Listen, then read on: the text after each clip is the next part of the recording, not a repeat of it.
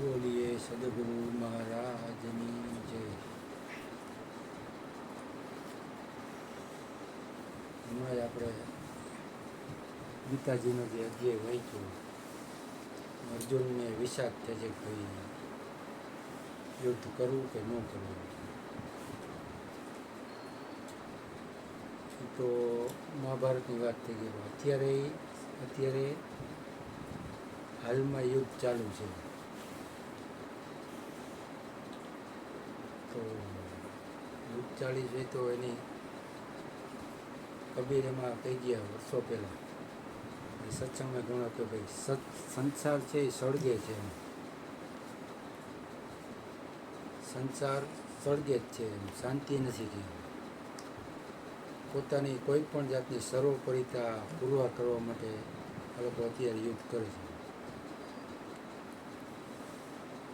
એટલે કબીર પહેલાં કહી ગયા કે ભાઈ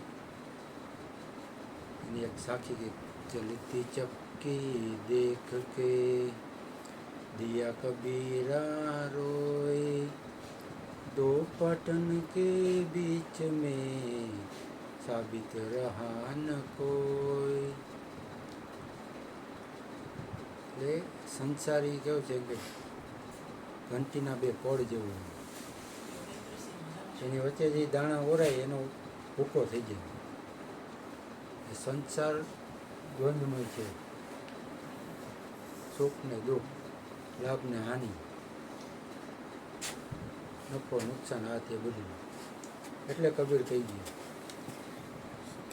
પણ તો એમાંથી બચવું હોય તો આપણે ધૂન એક ગાય અરુણ બાપુ ગુરુ કૃપાઈ, હરિભજન વિના સુખ શાંતિ નહીં, શ્રી કૃષ્ણ વિના આનંદ નહીં, હરિભજન વિના સુખ શાંતિ નહીં.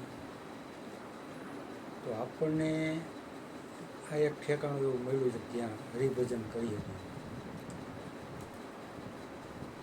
હરિભજનથી સુખ શાંતિ મળે.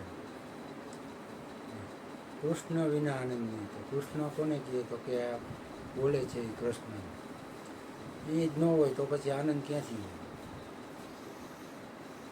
એટલે ખરેખર તો આપણને આપણું થોડીક ક્ષણે હરિભજનમાં જાય તો એવો આપણને અહીંયા એક અવસર મળે.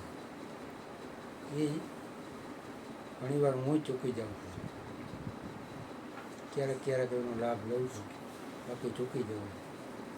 છતાંય જેટલો બને એટલો આપણે હરિભજન થાય છે કે એનો લાભ લેવો. બોલીએ સદગુરુ મહારાજની જય. મનીષ અહીં આવ થોડુંક બોલ.